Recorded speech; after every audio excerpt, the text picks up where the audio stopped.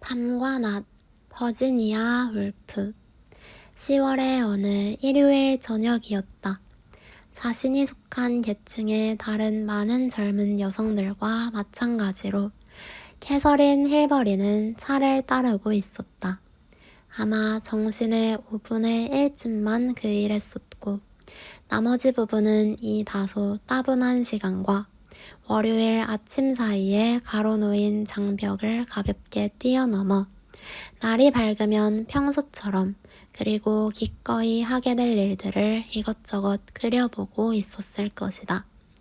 비록 말은 없었지만 그녀는 이미 수백 번은 치러보았을 그런 상황에 분명 익숙했고 그래서 그렇게 딴 생각을 하면서도 분위기가 자연스럽게 흘러가게끔 내버려두는데 도 같은 듯했다. 힐버리 부인이 점잖은 어른들끼리의 티파티를 성공시키는데 워낙 탁월한 재능을 가진 터라 찻잔이니 빵이니 버터니 하는 것들을 다루는 귀찮은 일만 덜어진다면 굳이 딸의 도움이 필요치 않으리라는 것쯤은 척 보아도 알 수 있는 일이었다. 그 적은 무리가 티테이블 주위에 둘러앉은 지 채 20분도 못 되었다는 점을 감안하면 그들의 생기띤 얼굴이나 함께 어울려내는 소리는 안주인의 공으로 돌릴만 했다. 만일 그 순간 누가 문을 열고 들어온다면 다들 무척 즐거워 보이리라는 생각이 캐서린의 머릿속을 스쳤다. 그 누군가 참 기분 좋은 집이구나 하고 감탄할 것을 생각하니 그녀는 자기도 모르게 웃음이 났고 그런 분위기를 고조시키려는 듯 썩 기분이 내키지는 않았지만 그래도 뭔가 좌중의 웅성임에 말을 보탰다. 바로 그 순간 마치 그녀의 공상이 이루어지기나 한 것처럼 문이 열리더니 한 청년이 방 안으로 들어섰다. 캐서린은 그와 악수를 하며 마음속으로 그에게 질문을 던졌다. 그래, 우리 모두 즐거워 보이나요? 하지만 입으로는 대넘씨예요, 어머니 하고 말했다. 어머니가 그의 이름을 잊어버린 것을 눈치챘던 것이다. 하지만 대넘씨 역시 그 사실을 눈치챘고 방 안 가득 사람들이 편안하게 자리 잡고 한창 이야기꽃을 피우기 시작한 마당에 뒤미쳐 들어선 낯선 개그로서는 어쩔 수 없는 거북함이 한층 더해졌다. 동시에 대넘씨에게는 자신과 바깥 길거리 사이에 무수한 방음문이 닫히기라도 한 것 같은 느낌이 들었다. 살롱의 널찍하고 다소 휑한 공간에 엷은 안개 같은 너울이 드리워진 듯 티테이블 위에 촛대들이 모여있는 곳은 온통 은빛이고 벽난로에 불빛을 받은 곳은 불그레했다. 머릿속에는 여전히 버스와 택시들이 오가고 몸에는 길거리에 차량과 인파를 헤치며 부지런히 걸어온 느낌이 남아있는 터라 이 살롱의 아늑한 분위기는 딴 세상 같았다. 서로서로 멀찍이 떨어져 앉은 나이 지긋한 이들의 얼굴은 원숙하면서도 살롱 공기에 묵직하게 감도는 푸르스름한 안개 때문인지 혈색이 좋아 보였다. 대넘씨가 들어왔을 때 고명한 소설가 포테스큐 씨는 아주 기다란 문장을 절반쯤 말하던 참이었다. 새로운 손님이 자리에 앉을 때까지 그는 잠시 말허리를 끊은 채 기다렸고 힐버리 부인은 그 끊어진 틈새를 잽싸게 이용하여 청년을 향해 몸을 기울이며 이렇게 물었다. 당신이라면 뭘 하시겠어요, 대넘씨? 만일 엔지니어와 결혼해서 맨체스터에 살아야 한다면 말이에요. 페르시아어는 배울 수 있을 거요. 깡마른 노신사가 끼어들었다. 맨체스터에는 페르시아어를 가르쳐줄 전직 교사나 문인이 없답니까? 우리 사촌 하나가 결혼해서 맨체스터에 살게 되었거든요. 캐서린이 설명했다. 대넘 씨는 우물쭈물 적당히 대답해 넘겼고 사실 그에게 그 이상의 대답이 기대된 것도 아니었으므로 소설가는 하던 이야기를 계속했다. 대넘 씨는 길거리의 자유와 이 교양 넘치는 살롱을 바꾼 것이 내심 후회스러웠다. 이 방 안에서 무엇보다도 언짢은 것은 그가 도무지 자신의 진면목을 보일 수 없으리라는 것이었다. 주위를 둘러보니 캐서린만을 제외하고는 모두가 40대 이상이었다. 그래도 포테스큐 씨는 상당한 유명인사이니 내일이 되면 그를 만났다는 것만으로도 뿌듯해질지 모른다는 것이 그나마 유일한 위안이었다. 맨체스터에 가보신 적 있습니까? 그는 캐서린에게 물었다. 아니요. 그녀는 대답했다. 그렇다면 왜 그렇게 걱정하는 겁니까? 캐서린은 차를 저으며 뭔가 궁리하는 듯 했으므로 대넘은 그녀가 누군가의 잔에 차를 따라주려 하나 보다고 생각했지만 사실 그녀는 어떻게 하면 이 특이한 청년을 다른 사람들과 잘 어울리게 만들지 가늠해보는 중이었다. 그녀는 그가 얇은 도자기 잔을 으스러뜨릴 듯 꽉 쥐고 있는 것을 알아차렸다. 그는 신경이 곤두서 있는 것이었다. 바깥바람에 얼굴이 약간 상기되고 머리칼이 헝클어진 채로 나타난 이 젊은이가 이런 모임에서 신경이 곤두서리라는 것쯤은 예상할 수 있는 일이었다. 게다가 어쩌면 그는 이런 자리를 좋아하지 않는데 그저 호기심 때문에 아니면 아버지의 초대를 받았기 때문에 마지못해 온 것인지도 몰랐다. 하여간 그는 다른 사람들과는 쉽게 섞일 것 같지 않았다. 맨체스터에는 대화할 만한 사람이 없을 것 같아서요. 그녀는 아무렇게나 생각나는 대로 대꾸했다.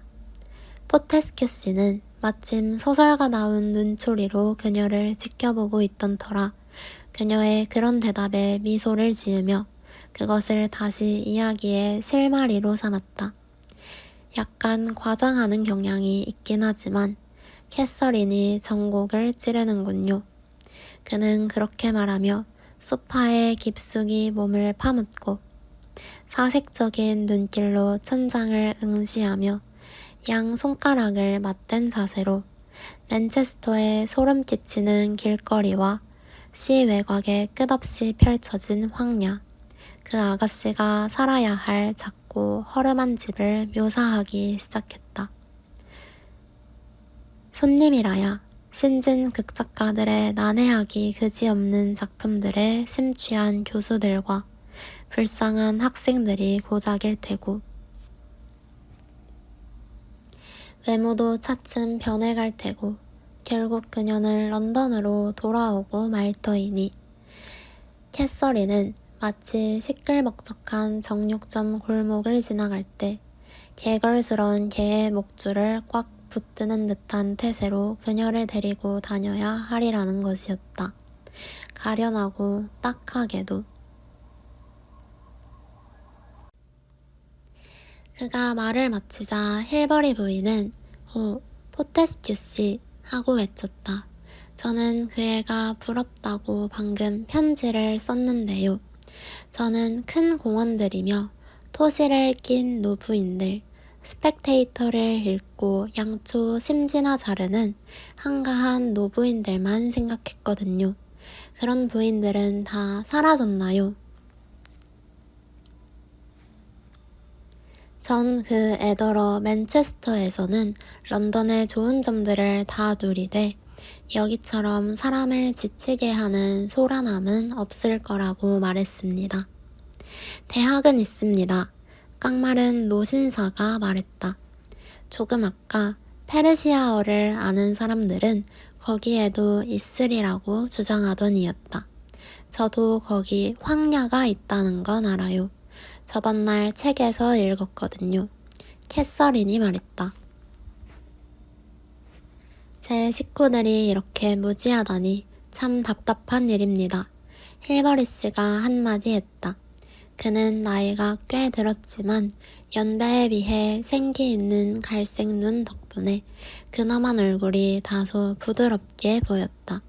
시계줄에 달린 녹색 돌을 연신 만지작거리는 바람에 눈에 띄고 가늘고 섬세한 손가락의 소유자인 그는 크고 육중한 몸집은 거의 움직이지 않은 채 고개만 빠르게 이쪽 저쪽으로 돌리며 가능한 최소의 에너지로 끊임없이 재미와 생각거리를 찾아내는 듯 했다.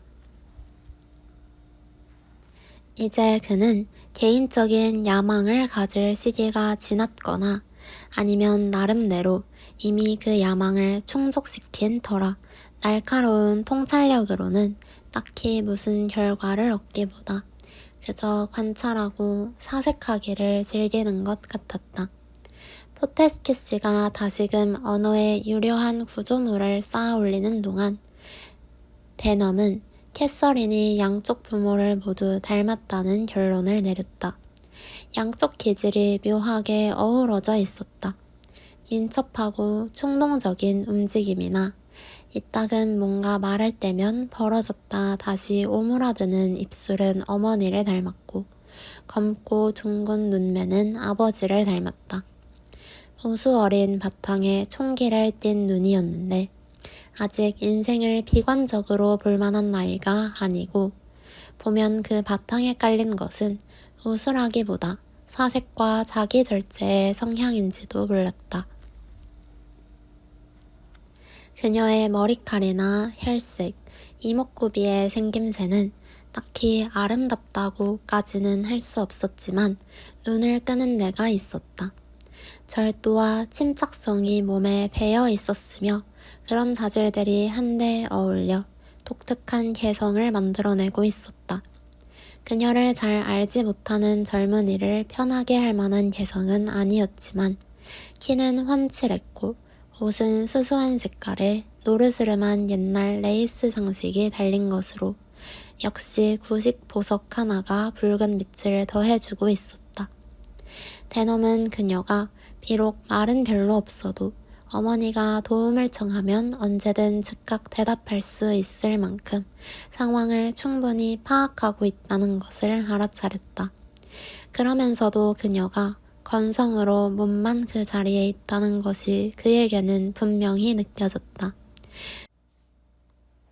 그녀가 나이 든 사람들과 함께 티테이블의 앞에 앉아 있다는 것이 쉽지만은 않은 일이라는데 문득 생각이 미친 그는 그녀나 그녀의 태도를 대체로 자신에게 적대적인 것으로 받아들이려던 충동을 억제했다.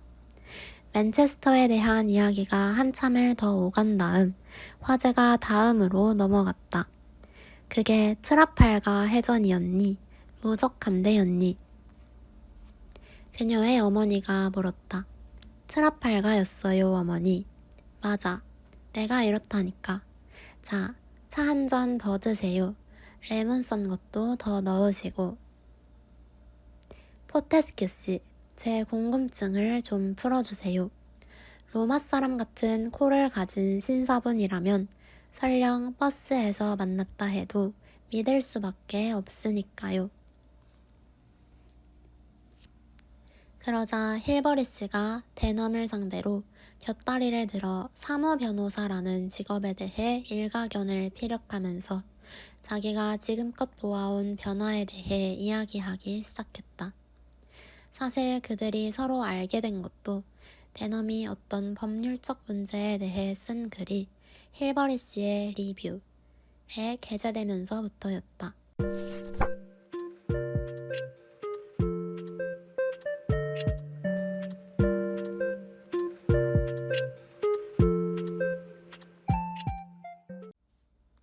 하지만 또 금방 베일리 부인의 도착을 알리는 소리가 들리자 힐버리 씨의 얼굴은 그쪽을 향했고 대넘 씨는 할 말을 삼키며 잠자코 앉아 있었다. 옆에 앉은 캐서린 역시 말이 없었다. 나이가 엇비슷하고 둘 다 30 전이라 대화를 끌어나가는데 편리한 상투어를 쓰기도 어색했다. 더구나 그의 뻣뻣하고 단호한 태도에서 자신의 주변 환경에 대한 적대감 같은 것을 알아챈 캐서린 편에서도 평소처럼 여성다운 호의를 베풀어 그를 돕지 않기로 다소 야멸차게 작정한 터라 침묵은 한층 더 깨기 어려웠다. 그래서 두 사람은 잠자코 앉아 대넘은 뭔가 갑작스럽고 도발적인 것, 상대의 허를 찌를 만한 것을 말할 수 있었으면 하는 욕망과 씨름하고 있었다. 하지만 힐버리 부인은 마치 낭랑한 음계 가운데 소리나지 않는 음이라도 짚어내듯 방 안의 침묵을 즉각 알아채고는 테이블 건너편을 향해 몸을 구부리면서 특유의 묘하게 초연한 말투로 말을 건넸다. 그런 덕분에 그녀가 하는 말들은 마치 볕 좋은 자리를 찾아 팔랑팔랑 날아다니는 나비와도 같은 느낌을 주었다. 대넘 씨, 당신을 보면 친애하는 러스킨 씨가 생각나는군요. 넥타이 때문일까, 캐서린? 아니면 머리칼, 의자에 앉아있는 자세. 대넘 씨는 러스킨을 존경하시나요? 저번날 누가 저에게 그러더군요. 아니, 우린 러스킨을 읽지 않아요, 힐버리 부인. 하고 말이에요. 당신은 무슨 책을 읽으시는지 궁금해요. 설마 아니 온종일 비행기로 날아다니거나 땅속을 파고 다니지는 않을 테니 말이에요. 그녀는 호의에 찬 눈길로 대넘을 바라보다가 그가 딱히 대답을 하지 못하자 이번에는 캐서린을 향했지만 캐서린 역시 미소를 띌 뿐 아무 말도 거들지 않았다. 그러자 문득 좋은 생각이 났다는 듯 그녀는 말했다. 대넘 씨도 우리 컬렉션을 보고 싶어 하실 것 같구나, 캐서린. 대넘 씨는 폰팅 씨와는 다르겠지. 그 끔찍한 젊은이는 오로지 현재에만 사는 것이 우리의 의무라고 하지 않던. 하지만 현재라는 게 대체 뭐지요? 그 절반은 과거이고 게다가 그쪽이 더 좋은 절반인데 말이에요. 그녀는 포테스큐 씨를 바라보며 덧붙였다. 대넘은 자리에서 일어났다. 이제 볼 만큼 보았으니 돌아갈 심산이었다. 하지만 캐서린이 덩달아 일어나며 말했다. 그림을 좀 보시겠어요? 그러더니 앞장서서 살롱을 가로질러 곧장 이어지는 곁방으로 갔다. 그 작은 방은 대성당의 부속 경당이나 아니면 동굴 속의 동혈과도 같았다. 멀리서 들려오는 차량의 소음이 부드럽게 부서지는 파도를 연상케 했고 타원형 거울들의 은빛 표면은 마치 별빛을 받아 반짝이는 깊은 호수와도 같았다. 굳이 말하자면 둘 중에서 종교적인 사원의 비유가 좀 더 적합했으니 그 작은 방에는 유물들이 그득했기 때문이었다. 캐서린이 여기저기를 건드리자 여기저기서 불이 켜지면서 방 안에 물건들이 드러났다. 육중한 서가에는 붉은 바탕에 금빛 문자를 찍은 책들이 들어차 있었고 유리장 안에는 청색과 흰색으로 그림을 그려넣은 긴 스커트가 빛을 발하고 있었으며 집게들이 가지런히 놓인 마호가니 책상 위쪽에는 네모난 틀에 넣은 초상화가 걸려있어 따로 마련된 조명을 받고 있었다. 캐서린은 이 조명까지 켠 후 한 발 물러서면서 이렇게 말하는 것만 같았다. 자, 보세요. 대넘은 위대한 시인 리처드 엘러다이스의 눈이 자신을 내려다보는 것을 발견하고는 놀란 나머지 모자라도 쓰고 있었다면 벗을 뻔했다. 시인의 눈은 부드러운 분홍색과 노란색 바탕을 배경으로 거룩한 자애를 띠고 그를 감싸듯 내려다보고는 더 나아가 온 세상을 관조하는 것이었다. 물감이 워낙 바랜터라 흐릿한 바탕에 부각되어 보이는 그 아름다운 검은 눈 말고는 별로 남은 것이 없었다. 캐서린은 그가 충분히 감명받기를 기다리는 듯 하더니 이윽고 말했다. 이게 저분 책상이에요. 이 펜을 쓰셨죠. 그러면서 그는 깃털펜을 들어 보이고는 다시 내려놓았다. 책상 위에는 오래된 잉크 자국이 그대로 남아있었고 펜은 오래 써서 끝이 닳아 있었다. 커다란 금태 안경도 바로 손이 닿는 자리에 놓여 있었고 책상 아래에는 큼직한 헌 슬리퍼도 한 켤레 놓여 있었다. 캐서린은 그 한 짝을 집어들며 말했다. 저희 할아버지께서는 요즘 사람들보다 곱절은 더 크셨나 봐요. 그녀는 마치 해야 할 말을 외우기나 한 것처럼 말을 이었다. 이건 겨울 송가의 친필 원고예요. 초기 시들은 후기 시들보다 고침내가 훨씬 적답니다. 한번 보시겠어요? 대넘씨가 친필 원고를 들여다보는 동안 그녀는 할아버지의 초상화를 쳐다보면서 이미 무수히 그랬던 것처럼 흐뭇한 몽상에 잠겨들었다. 자신도 그 위대한 인물들의 일원이요. 적어도 그들의 후손이라고 생각하자 현재의 이 보잘것없는 순간이 부끄럽게 느껴졌다. 화폭 위에 저 위대한 영혼의 소유자는 일요일 오후에 이 모든 자질구레한 일들을 결코 보지 못할 터이니 그녀와 이 젊은이가 나누는 이야기는 하찮게만 느껴졌다. 사실 그들은 하찮은 사람들이었으니까. 이건 시집 초판본이에요. 그녀는 대넘씨가 아직 친필 원고에 몰두해 있는 것은 아랑곳하지 않고 말을 이었다. 여기에는 재발간되지 않은 시도 몇 편 들어있고 교정된 데도 있답니다. 그녀는 잠깐 쉬었다가 말을 계속했다. 마치 중간에 쉬는 데까지도 미리 계산된 듯한 태도였다. 저기 푸른 옷을 입은 분은 제 증조 할머니세요. 밀링턴이 그렸지요. 여기 이건 숙부님의 산책용 지팡이고요. 왜 그 리처드 워버튼경 말이에요. 해블록과 함께 러크나우 원정에 나가셨던. 그리고 어디 보자. 저기 저분은 우리 가문을 일으키신 원조 엘러다이스와 그 부인이랍니다. 최근에 어느 분이 이 대접을 기증했어요. 저분들의 문장과 성명 약자가 새겨져 있다면서요. 아마 은혼식 기념품으로 돌린 거였나 봐요. 여기서 그녀는 잠시 말을 멈추고는 왜 대넘씨는 아무 대꾸도 하지 않는지 의아했다.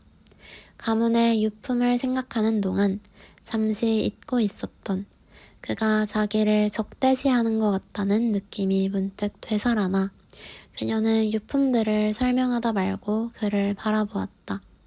어머니가 그를 축혀 세워 과거의 위인과 연결시키고자 러스킨 씨와 비교했던 것이 생각나서 그녀는 이 젊은이에 대해 정도 이상으로 비판적이 되었다. 연미복을 차려입고 방문한 젊은이는 유리 뒤에서 더없이 풍부한 표정을 하고서 흔들림 없는 눈길로 응시하고 있는 저 두상. 그녀에게는 그것이 러스킨 씨에 대한 기억의 전부였다. 과는 전혀 다른 사람이었다. 그는 독특한 얼굴의 소유자였다. 진중한 명상보다는 민첩하고 단호한 성격을 드러내는 얼굴이었다. 이마는 넓고 코는 길고 우뚝하며 말끔하게 면도한 입술은 약간 비뚜름한 것이 예민해 보였다. 홀쭉한 뺨에는 깊은 홍조가 서려 있었다. 그의 눈은 지금은 남자다운 무뚝뚝하고 권위적인 표정을 하고 있지만 유쾌한 상황에서라면 좀 더 미묘한 감정도 드러낼 수 있을 것이었다. 크고 맑은 갈색 눈이 뜻밖에도 망설이며 고민에 빠져있는 듯이 보였다. 하지만 캐서린은 그를 바라보면서 만일 그가 구렛나룻을 길렀다면 지난날 위인들의 표준에 좀 더 가깝지 않았을까 생각할 따름이었다. 그의 여윈 체격과 홀쭉하지만 건강한 볼에서 그녀는 모나고 매서운 영혼의 징표들을 보았다. 그가 친필 원고를 내려놓고 입을 열자 그의 음성에서 다소 떨리는 듯 어색한 소리가 나는 것을 그녀는 알아챘다. 가문에 대한 자부심이 대단하신 것 같군요. 네, 그래요. 캐서린은 대답하고는 이렇게 덧붙였다. 그게 잘못되었다고 생각하시나요? 잘못되었다고요? 어떻게 잘못될 수가 있겠습니까? 손님들에게 이렇게 유품을 구경시키는 건 좀 귀찮은 일이겠지만요. 그가 생각에 잠긴 듯한 어조로 대꾸했다. 손님들도 즐거워할 때는 그렇지 않아요. 조상들의 명예에 걸맞게 산다는 게 부담스럽지 않습니까? 그가 밀고 나갔다. 새가 실을 쓰려들면 안 되겠죠. 캐서린이 대꾸했다. 그렇죠. 저도 그건 싫을 것 같습니다. 할아버지한테 밀리는 걸 참을 수 없을 것 같으니까요. 그런데 하여간 하고 대넘은 빈정대는 듯한 눈길로 주위를 둘러보며 말을 이었다. 당신 할아버지만이 아니지요. 당신은 사방에서 떠밀리는 것 같은데요. 당신 가문은 영국에서 손꼽히는 가문에 속하겠지요. 워버튼의, 매닝의, 그리고 아마 오트웨이 가문과도 친척간이지요. 어딘가 잡지에서 읽은 것 같습니다. 그는 덧붙였다. 오트웨이 내와는 사촌간이에요. 그거 보세요. 대넘은 자신의 주장이 입증되기라도 한 듯 특이한 어조로 말했다. 그거 보라니까요. 캐서린이 말했다. 제 생각에 당신은 아무것도 증명한 게 없는 것 같은데요. 대넘은 유독 도발적인 태도로 미소 지었다. 그는 자기 같은 것은 곧 잊어버릴 이 거만한 아가씨를 약올릴 수 있다는 사실을 알고는 유쾌한 기분이 들었다. 뚜렷한 인상을 남기지 못할 바에야 물론 그러고 싶은 것이 본심이었지만 약이라도 올려주자. 그는 그 소중한 시집을 펼쳐보지도 않은 채 손에 들고서 묵묵히 앉아 있었고 캐서린은 그를 찬찬히 건너다 보았다. 그녀의 눈에서는 짜증이 가시면서 우수인지 사색인지 모를 표정이 깊어졌다. 많은 것을 생각하는 얼굴이었다. 의무 같은 것은 까맣게 잊고 있었다. 자, 어디 한번 볼까요? 하고 대넘은 대뜸 시집을 펼쳤다. 자신이 하려던 말 또는 예의상 할 수 있는 말은 다 했다는 듯한 투였다. 그는 책 전체를 시는 물론이고 인쇄며 종이며 세본이며 하는 것들까지 죄다 평가하려는 듯한 태도로 결연히 책장을 넘겼다. 그러고는 자신의 평가에 만족했다는 듯 책을 도로 책상 위에 올려놓고는 군인의 것이었다는 금제 장도 달린 말라카 지팡이를 유심히 들여다보았다. 그럼 당신은 당신의 가족이 자랑스럽지 않나요? 캐서린이 물었다. 아니요. 대넘이 대답했다. 저희 집안은 자랑이 될 만한 일을 한 적은 없으니까요. 제 앞가림은 하고 산다는 게 제 자랑이 된다면 몰라도. 그건 좀 따분해 보이는데요. 캐서린이 말했다. 당신 눈에는 아주 따분해 보일 겁니다. 대넘이 응수했다. 그럴 수도 있겠죠. 하지만 그렇다고 해서 제가 당신 집안을 우습게 볼 거라고는 생각지 않아요. 캐서린이 덧붙였다. 마치 대넘이 그녀의 가문을 우습게 보기라도 했다는 듯이. 물론입니다. 저희는 전혀 우스운 사람들이 아니니까요. 저희는 하이게이트에 사는 존경받을 만한 중류층이랍니다. 하이게이트에 살지는 않지만 저희도 중류층이라고 생각하는데요. 대넘은 그저 웃어 보이고는 말라카 지팡이를 제자리에 꽂은 다음 호화스러운 장식이 있는 검집에서 검을 꺼내보았다. 그건 클라이브의 것이었어요. 우리가 하는 말이지만 캐서린은 자동적으로 안주인으로서의 위치로 돌아갔다. 왜 사실은 아니란 말입니까? 그냥 집안에 내려오는 말이 그렇다는 거예요. 증명할 수는 없겠지만요. 그것 보세요. 저희 집안에는 그렇게 내려오는 이야기라는 게 없거든요. 아주 따분하게 들리네요. 캐서린은 두 번째로 그 말을 했다. 고작 중류층이니까요. 대넘이 대꾸했다. 제 앞가림을 하고 산다. 진실만을 말한다. 하지만 그렇다고 해서 저희를 무시할 이유는 없잖아요. 대넘 씨는 힐버리 집안에서 클라이브의 소유였다고 하는 검을 조심스레 검집에 도로 넣었다. 저는 당신들처럼 되고 싶지는 않다고 말했을 뿐입니다. 그는 자신의 생각을 최대한 정확하게 말한다는 투로 대꾸했다. 물론이에요. 하지만 아무도 다른 사람처럼 되고 싶어 하진 않으니까요. 저는 그렇지 않습니다. 제가 되고 싶은 사람들은 아주 많습니다.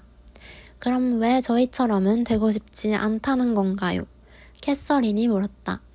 대넘은 그녀가 자기 할아버지의 팔걸이 의자에 앉아서 정조부의 말라카 지팡이를 만지작거리는 것을 바라보았다. 화려한 청색과 흰색의 그림, 금방 문자가 찍힌 진홍색 책들이 배경을 이루고 있었다. 마치 화려한 깃털의 새가 더 멀리 날아가기 전에 잠시 내려앉은 듯한 그녀의 생기발랄하면서도 침착한 태도를 보자 그는 그녀의 다복함에도 한계가 있음을 보여주려는 욕망이 일었다. 자기 같은 것은 너무나 금방, 너무나 쉽게 잊힐 것이었다. 당신은 아무것도 직접 겪어서 알지는 못할 겁니다. 그는 거의 사납게 말문을 열었다. 모든 것이 다 주어져 있으니까요. 당신은 오랫동안 저축을 해서 물건을 사는 즐거움도 모를 것이고 처음으로 책을 읽거나 발견을 하는 즐거움도 모를 것입니다. 그는 자신의 목소리가 단호하게 내뱉는 말들을 들으며 과연 거기에 진실이 있는 것일까? 문득 의구심이 들었다.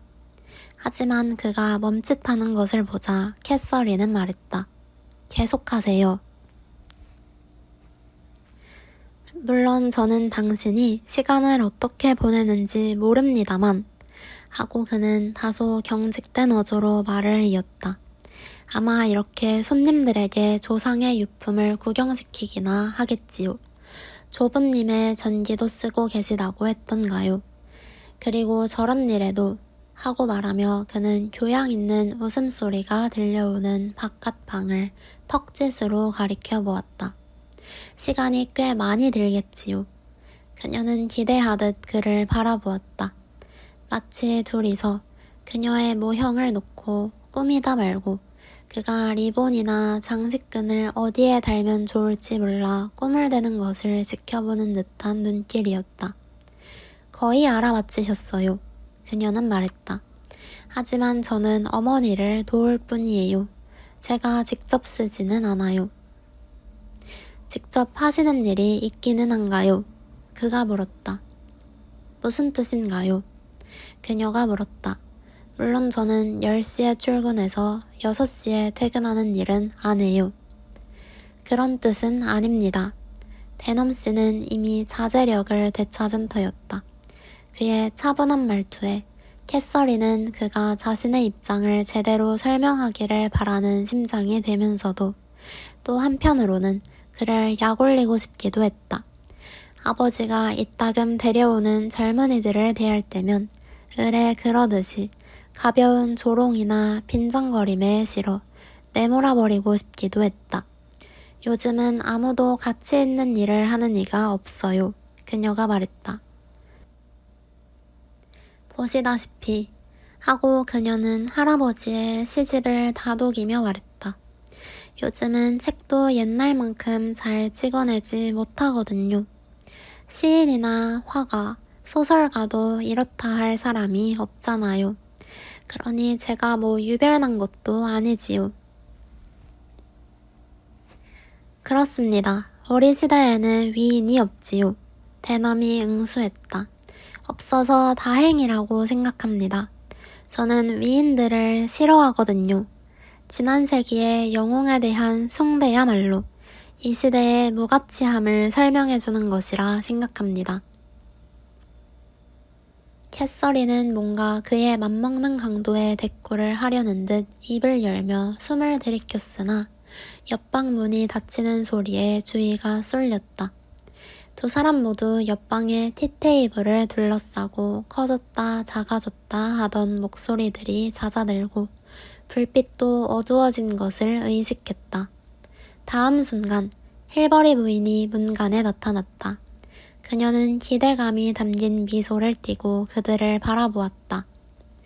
마치 젊은 세대가 펼치는 연극의 한 장면을 보게 되었다는 듯한 태도였다. 그녀는 빼어난 용모의 소유자였다. 60대에 들어선 지도 한참 되었지만 여전히 가녀린 체구와 생생한 눈빛 덕분에 그 세월의 표면을 아무 힘도 들이지 않고 스쳐온 것만 같았다. 얼굴은 여위어 날카로운 콧날이 부각되었지만 커다란 푸른 눈 덕분에 전혀 날카로운 느낌이 들지 않았다. 지혜로우면서도 천진해 보이는 그 눈은 세상 일이 고상하게 돌아가야만 한다는 강력한 소망과 세상이 그러려고만 한다면 얼마든지 그럴 수 있다는 전적인 확신을 가지고 세상을 바라보는 것만 같았다. 널찍한 이마와 입가에 잡힌 주름살 몇 가닥은 그녀도 살아오는 동안 나름대로 힘들고 곤란한 순간들을 겪었으리라는 것을 짐작하게 하지만 그런 순간들도 그녀의 그런 확신을 깨뜨리지는 못했으니 그녀는 여전히 누구에게나 얼마든지 새로운 기회를 줄 태세, 언제든 체제 전체를 기꺼이 의심해볼 태세가 되어 있는 것이 분명했다. 그녀는 자신의 아버지를 많이 닮았으며 어떤 점에서는 그가 그랬던 것처럼 더 젊은 세상의 신선한 공기와 탁 트인 공간을 시사하는 데가 있었다. 그래, 우리 컬렉션이 마음에 드셨나요, 대넘씨? 그녀는 말했다. 대넘씨는 자리에서 일어나 책을 내려놓고는 입을 열었지만 아무 말도 나오지 않았다. 캐서린은 그런 그가 재미있다는 듯 지켜보았다. 힐버리 부인은 그가 내려놓은 책을 집어들었다. 살아있는 책들이 있지요. 그녀는 생각에 잠긴 듯한 어조로 말을 이었다. 우리와 젊은 날을 함께하고 또 함께 늙어가는 책들 말이에요. 당신은 시를 좋아하시나요, 대넘씨? 참 우스운 질문이네요. 사실은 친애하는 포테스큐 씨 때문에 좀 지치고 말았어요. 그분은 너무나도 달변이시고 재치가 넘치시는 데다 워낙 깊이 파고드는 성격이라 반 시간쯤 지나면 그만 불을 다 꺼버리고 싶은 심정이 든답니다. 하지만 그분은 어둠 속에서는 한층 더 멋진 이야기를 하실지도 모르지요. 어떻게 생각하니, 캐서린? 우리 아주 깜깜한 데서 파티를 해볼까? 지루한 이야기만 하는 사람들을 위해서는 밝은 방도 있어야겠지만